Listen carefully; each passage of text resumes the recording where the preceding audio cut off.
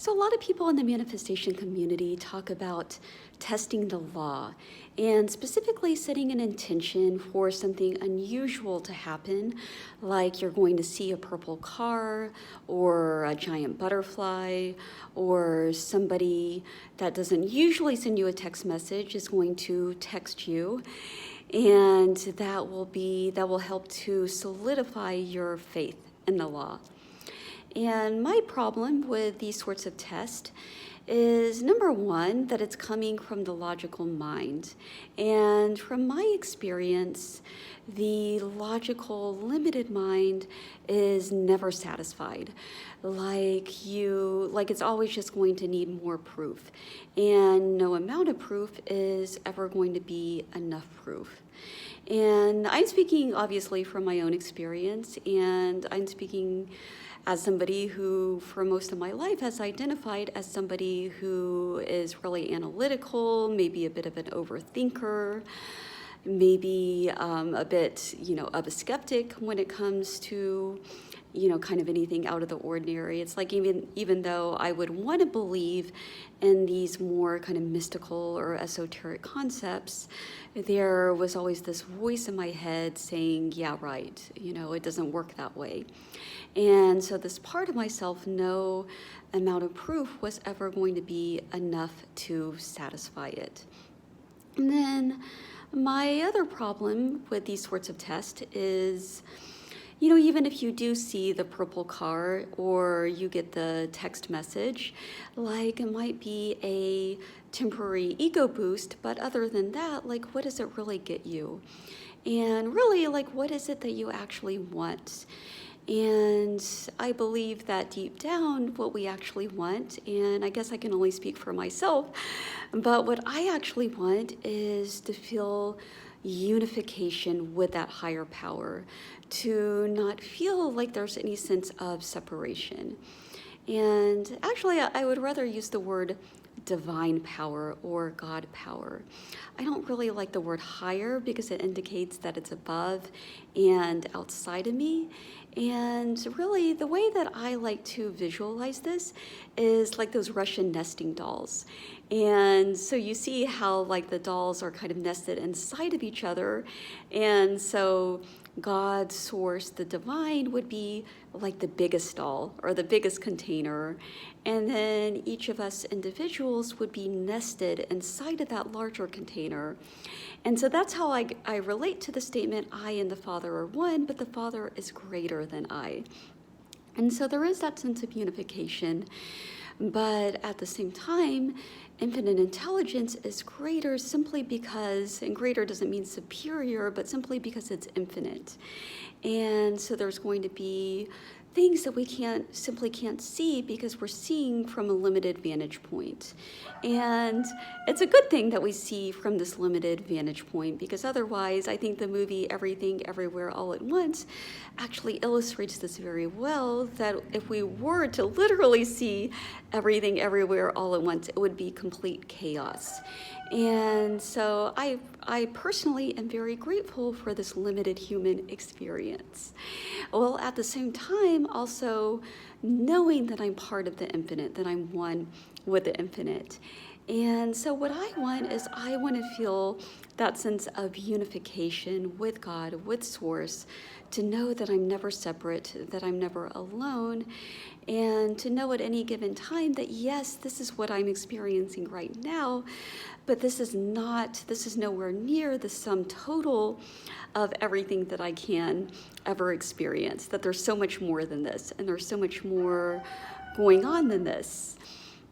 And I feel like no matter what, if you're experiencing something that's undesirable, you can know that this is just a moment and that it will soon pass. This too shall pass is a statement that's actually given me a lot of peace. And knowing that all these experiences, whether it's things that we're experiencing in our physical world, things with money, career, relationships, bodily sensations, physical things going on in our body, as well as our inner world, our thoughts and our feelings, these are all just changing forms. And so there's no need to give our power away to any one changing form, because it's always just changing anyway. And it's like, one day your left toe hurts, and then the next day your right toe hurts. And if you're constantly just attending to all of these bodily sensations, or your moods, or the thoughts going through your mind, or whatever, you're always going to be at the whim of that, and you're never really going to feel fully within your locus of control. And by control, I don't mean like micromanaging control freak, but I mean feeling balanced and grounded and connected to your divine center. And then also, knowing that we are part of the infinite means that we don't have to hang on to any one experience, thinking, oh no, is this as good as it gets? Hanging on to something, waiting for the other shoe to drop, feeling, and I've talked about this in another video, kind of feeling like sometimes if we wanted something for a long time and then we finally get it, sometimes it can be, at least for me, a little anticlimactic. Like I built up so much around it, and then I'm like, oh really? Like, is this all it is? And it's not all it is. And that's the thing. Like, even our biggest goals and dreams and desires, they don't represent the totality of who we are. There's not a single experience, there's not a single desire that can represent the totality of who we are. And so of course it's going to feel like a little bit of a letdown if we built up so much around it. But it's just there to appreciate it. It's there to appreciate that, yes, this is one part of my experience, but at the same time, there's so much more that I have to look forward to. There's so much more treasures that I get to experience. And so I think I get the purpose of these tests, going back to the original topic of seeing the purple car or whatever. Like, I get the purpose. I guess the purpose is to kind of feel that we're not as powerless as we were led, programmed to believe, that we do have this power, and that there is this connection, right, between the inner and the outer. And so I understand the purpose of the test. But again, I think there's so much more to life than just getting text messages or seeing movement or seeing purple cars. And that's another thing too, that if you're constantly looking for movement, obsessed with movements, obsessed with seeing signs, or again, with testing the law, right, you just kind of create a reality for yourself where you're constantly just looking for more proof or looking for more movement. And so why not just step directly in to that divine love that you're actually looking to experience? And because that's what it feels like when you become one with God, when you become one with that divine presence, it does feel very loving, because it really is like just this unconditional love. And it doesn't care about your quote-unquote past, about all the supposed mistakes that you made in the past. And it doesn't care about everything that you're worrying about in your supposed future either. Like, it doesn't care about any of that. It's just completely unconditional. It is a clean slate in every single moment. And so one of the mantras that I use, I've talked about before, is I am an extension of God's love.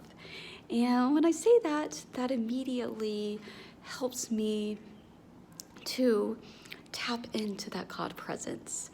And then another thing that I use that I've also talked about before, whenever I'm experiencing something that is undesirable and I recognize that I'm giving a lot of my energy and my attention to this undesired thing, is I ask myself, who's in charge? And that immediately puts me back into my divine center, and that immediately puts me back into my power, and it immediately helps me to recognize the truth that it all comes from me, that I am the source of everything that I experience. And yeah, and so I think that's also kind of what these tests are designed to do, is they're designed to kind of help you recognize that you are the source of your experience. And so instead of looking for these things outside of yourself, and instead of just kind of setting up these little tests that again are just kind of maybe give you like a temporary ego boost at best, or like a little jolt of excitement or satisfaction or whatever, why not again just go directly to the source, which is you. And yeah, I am source and there is no other. That's another mantra or affirmation that you can use. So with that, thank you so much for watching and have a wonderful day.